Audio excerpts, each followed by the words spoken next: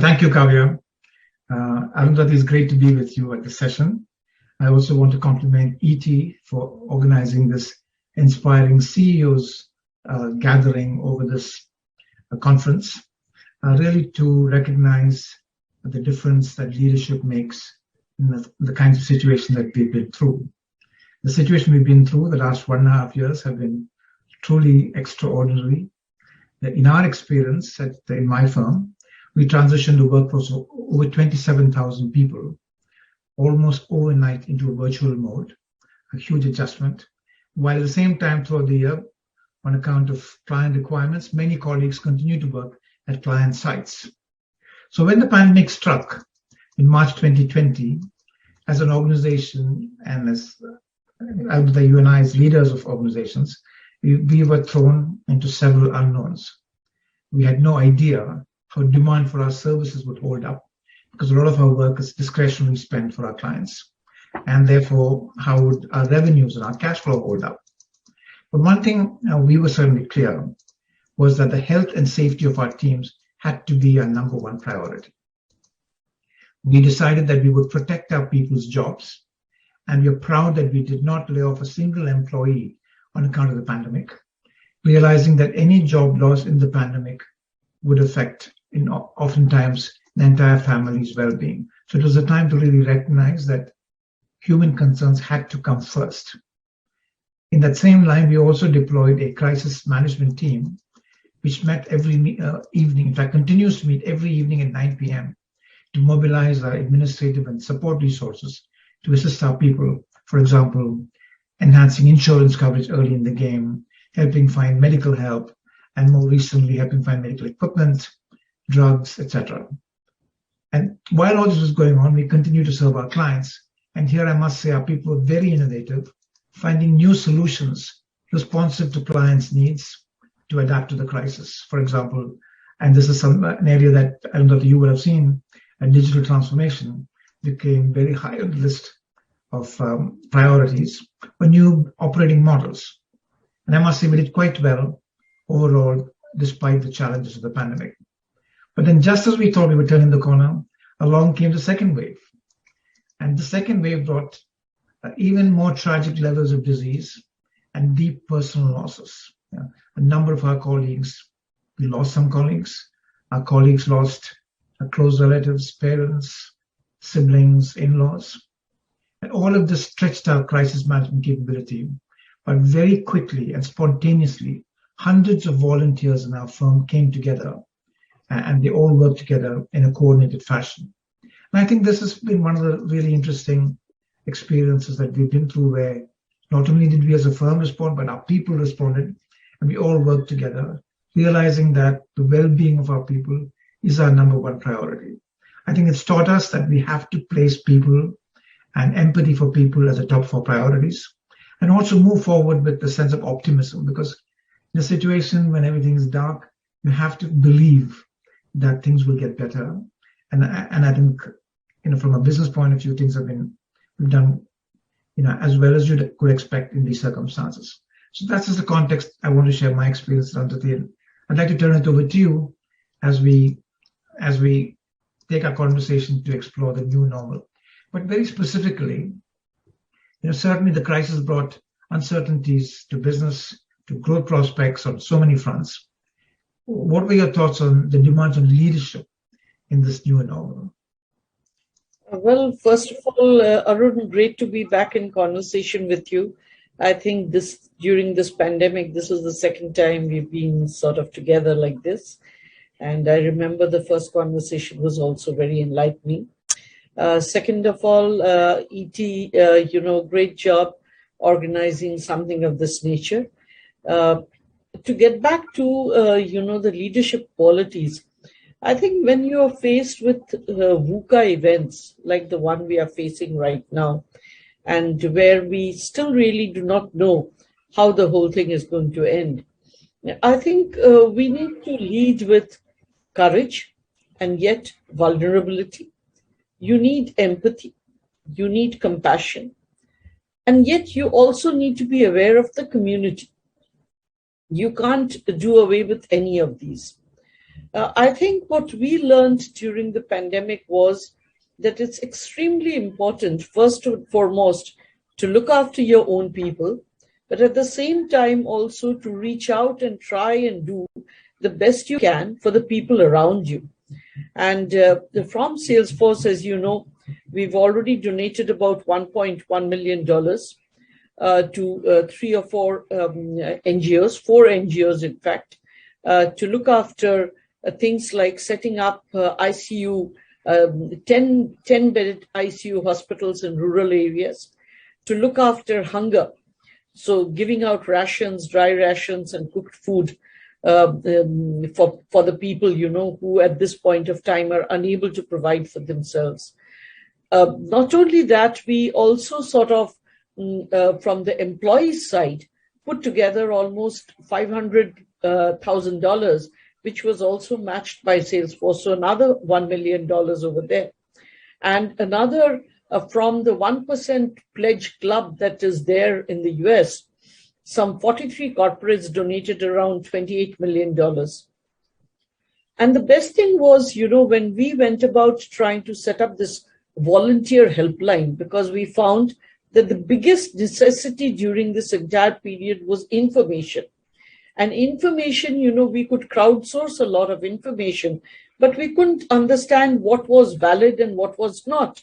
And information was changing by the minute. You would have 8 beds in a hospital. 2 hours later, there would be nothing available. So giving that kind of information was of no use.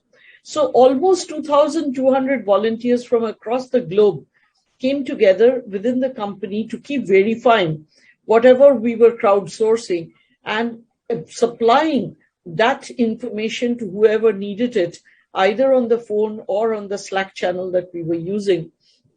And the kind of collaboration that happened was amazing. And this collaboration, it was not only happening in respect of, helping out our own people, but also helping out the community. The community, in 2 ways. One, of course, was for meeting the crisis, but also for helping them to keep their businesses going. So, one of the biggest jobs the digital companies played during this period is to ensure that companies continued to connect to their employees as well as to the ecosystem of customers, vendors, dealers, suppliers. So this was another very big, job that we undertook. And the number of go-lives that we had during this period is quite, remarkable. So everything, we learned how to do it digitally. We learned how to do it virtually. So starting from talking to people to actually pitching to them, to explaining to them the value that we are bringing, to actually then, going ahead and implementing and teaching people how to go about doing all of this. So those were huge lessons for all of us. So unless and until and this leadership quality, by the way, was displayed by so many.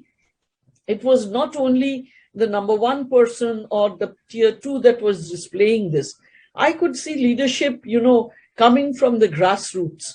In fact, there were people in our organization who were mildly infected and therefore isolated, who continued to man these helplines 24/7. And in fact, we were telling them, for heaven's sake, you're supposed to rest. And they'd say, we don't know what to do, we don't have that many symptoms, it's fine. We'll still, man these helplines. So, people went above and beyond themselves, whether it be to help out the customer or whether it be to, interact with the community. And even, for that matter, our leadership in US, they landed 3 planes in India with almost 6,600 oxygen concentrators, because we kept talking about oxygen. So they came back initially and told us, can we supply masks, PPEs? And we told them, no, don't do that, because India is actually exporting those. So they asked us, what do you really need? And we said, oh, what we need is oxygen. And that's how, they got together 3 plane loads of oxygen concentrators plus pulse oximeters. That's what they supplied. So, it was everybody starting from Mark and Benioff right down to my AEs and even the SDRs, BDRs who were working on this. It was a kind of a group effort, a family effort to really bring together whatever we could for our customers, for our communities, and of course, for our own people. So the learning from all of this, for me at least, was that, if you lead with courage and yet, you're able to tell people what is really ailing you, to show that vulnerability and then seek help, help will come. Okay. And they come without any strings attached. Okay. And I would say, it's a really great lesson. It's a really great lesson on teamwork.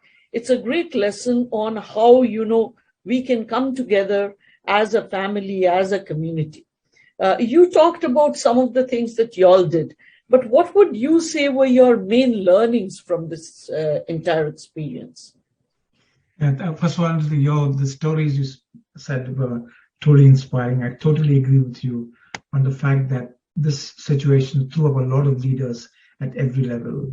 In our own case, like you mentioned, I think Salesforce was a leader in its response along with many other US companies. In our own case, our firm, our colleagues abroad responded similarly by funneling contributions to various causes to help the community beyond our firm. So I think it was a really good story of everybody rallying together. In terms of experience, we were to step back. As I was mentioning at the beginning of it, we knew we were in completely uncharted waters. And I thought one of the learnings is that in a situation like that, you have to show resolve and you have to keep an even keel. Otherwise, the turbulence can make you go here or there. And what does that keel come from? It has to come, and I believe in our case, and I'm sure in your case, it comes from a certain sense of purpose. What are we trying to do for our communities, for our clients, for our people? That sense of purpose, in our firm, we define our purpose as inspiring confidence and empowering change. So first of all, we need to have the confidence that we are going to navigate this successfully. And that confidence, which will have to come from a certain sense of a robust optimism. And second, we have to have self-belief. We have to believe in ourselves that we can do that. And if we can believe in ourselves, then we can actually help other people change as well. Because this was certainly a time of huge change. Suddenly you're not going to the office anymore. We're meeting on these kinds of platforms. There's no human contact. The human energy is taken out and has to be substituted by other mechanisms if it can be substituted. So I thought that essentially a commitment to stay with our purpose, to help enable change for our people, for our clients, for our stakeholders. Those were some of the key elements of what kept us together. And I think as a result of that, we actually did quite well. Given the situation, we are quite proud of the fact that our people really rallied. They rose to the challenge and did well. So two other key lessons would be really responding quickly and responding constantly, because requirements are changing. In our case, we saw that people wanted help for digital transformation. We saw that people needed help in an economic time of economic uncertainty on issues of cost management and working capital management. And I'm sure every business found new ways to address the needs of their clients. And finally, I think we all realize that we can do a lot more with a lot less. How many of us have been on a plane for the last year and a half? That's true. We did a lot more with a lot less. You're quite That's right. So that was a big lesson. Office space, environment, we could do a lot less. And the benefits, generally less pollution, less travel, bluer skies. So by doing more with less, we get these other collateral benefits. So some great, I thought, as I think it was Shakespeare said, sweet are the sweet are the benefits of adversity. And you're a literature major, aren't you? Yes, I am. I am. So you learn things. Adversity does teach. So let me just move on to another topic. So talent. Our firms are both about talented people, and our people have been put to various challenges. Not having the human contact, working remotely, and also opportunities. Working remotely means I can be sitting here in the US and you're right now in Mumbai, and we're conversing just as we did the last time when we were in the same town. So those are the opportunities, but there are also the disadvantages. So the talent is under a lot of pressure. We know that in the coming years, there's going to be an increased need for hundreds of thousands of digitally savvy professionals. A huge demand is in front of us. And how are you looking at this area? How are you looking at upskilling, hiring? How is the working model going to play into all of this? See, one very clear thing is that, whenever there is a crisis or a catastrophe, there is a second side to it. It's like the two sides of a coin. So the second side is that it gives you a number of opportunities to leapfrog. So, the kind of digital initiatives that were at, say, before the 2020 pandemic that were good to have are no longer now good to have, they are must have. And not only are they must have, they have even gone beyond what was being envisaged earlier. And obviously the only way that one can actually reap the benefits of all of this is by totally reskilling and upskilling oneself. Okay. And that is why, we've been putting a lot of emphasis on ensuring that we are upskilling people to the extent that we can, and not only upskilling our own people, but also those of our clients.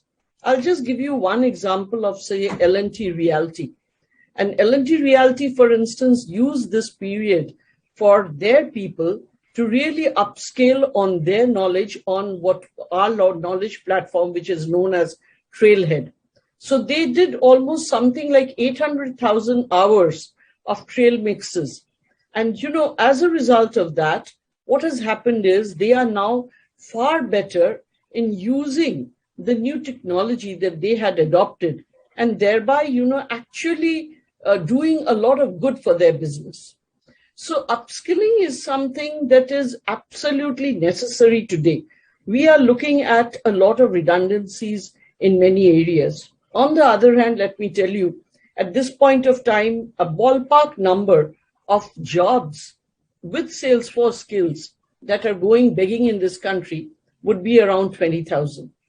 So we need people, not only for ourselves, we need people which the consultants like you, or the ones who are the SIs, the system integrators, are looking for. We also need people for companies that are building centers of excellence of Salesforce practice within their IT networks or within their IT departments. And for all of this, the skill is required. Now, this skill may not be something that's easily available, and therefore you do need an upskilling that has to take place during this period. And there is nothing like a catastrophe for us to change course.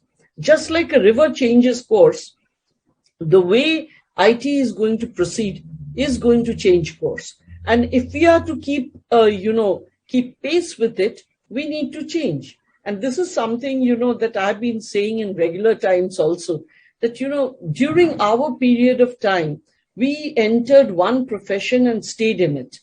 But during the next generation, people will have multiple professions and they will have to unlearn and relearn. That's going to be something that's going to be normal for everybody. So learning will become something which is, par for the course. You cannot get away from it. And this pandemic has taught us that that is very, very true. And therefore, it is not only important for us to upskill people around us, but also try and ensure that the youngsters who are looking for jobs and who are coming out, of universities, that they become industry ready. And therefore, there is a lot of thought around how much of investment we should put down in order to ensure that the talent map reflects the actual requirements rather than what the requirements were earlier. So the talent map has shifted. And along with that, we have to shift our ways of ensuring that the new people joining the work stream fit into that talent map. So this is something, again, which is a realization of this pandemic, that there is really no end to learning, and learning will continue, no matter what we have to do. Because even today, we don't really know when this is all going to end. We don't know how many times we'll open up and close down. We don't know for how long disruptions will keep occurring. And when the disruptions stop occurring, even then, there is no way that we can forget the lessons of the pandemic and go back to being where we were. That never happens. The world has moved on. It's a different way of working. It's a different way of interacting. As you rightly say, we are sitting on two continents, but we are connecting. Now, that is an advantage. I will say, yes, there is an advantage to a physical connect as well. But this is a great advantage too. Should we give this up once things return to normal? I think not.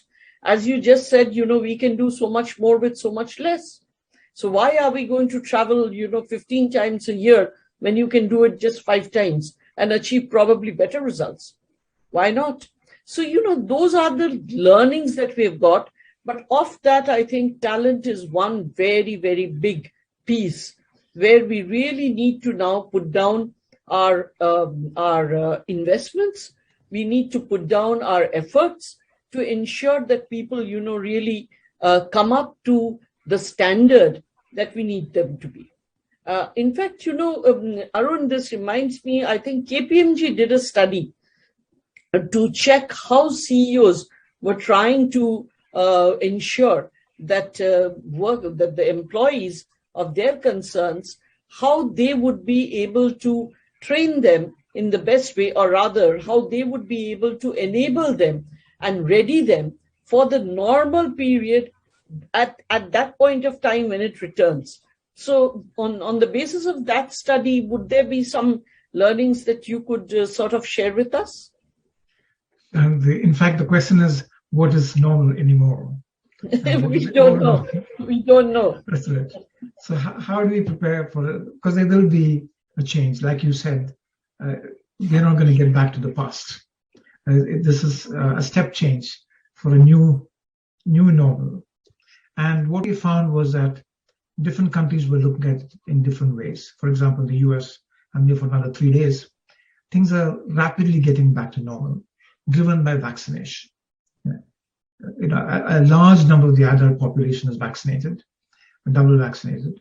And so there's confidence in going out. In fact, I've been in 2 or 3 cities, and every evening, every restaurant that I went to was packed, both inside and outside.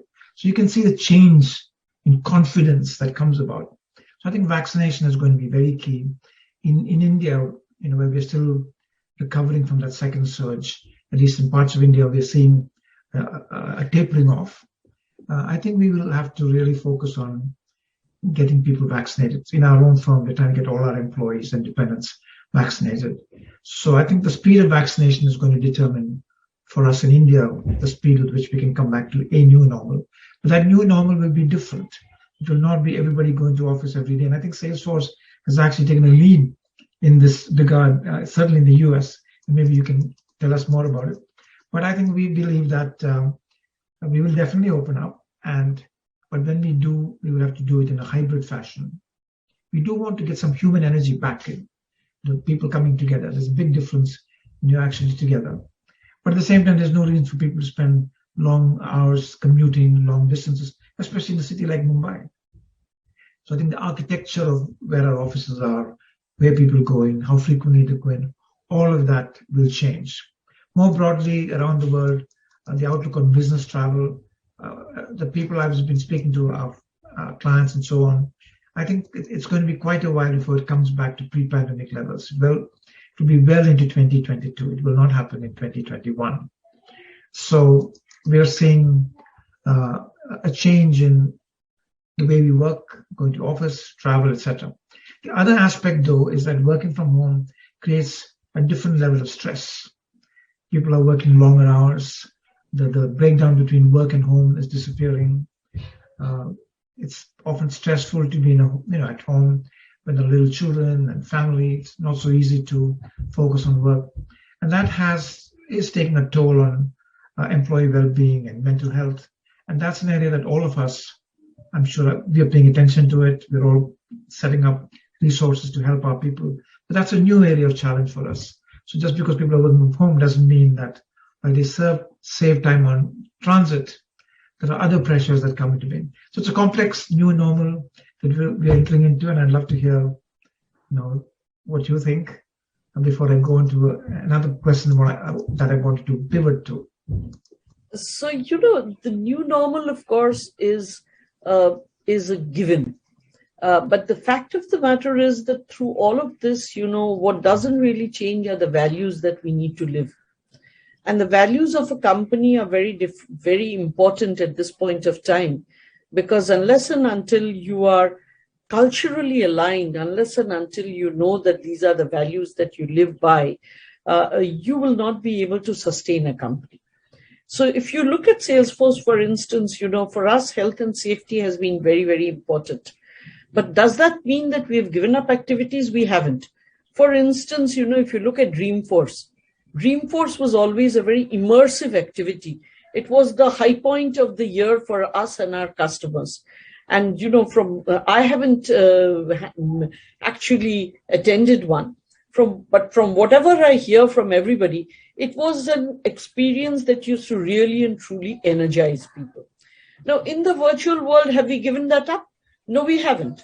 What we did instead this time was we curated Dreamforce for individual companies and people, so that, while we couldn't get the entire people together for that immersive experience, we still made it immersive for the people that we were delivering it to.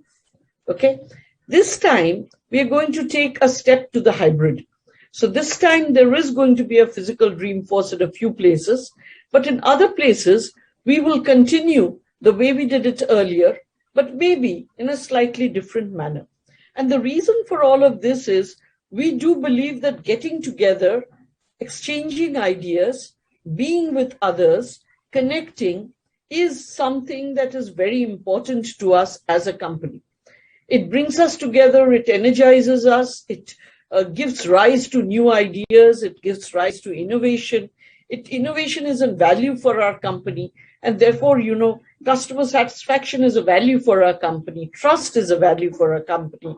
So we keep looking at all of that. And through all of that, the other thing that we constantly keep in mind is equality, which again is a value that we very much cherish.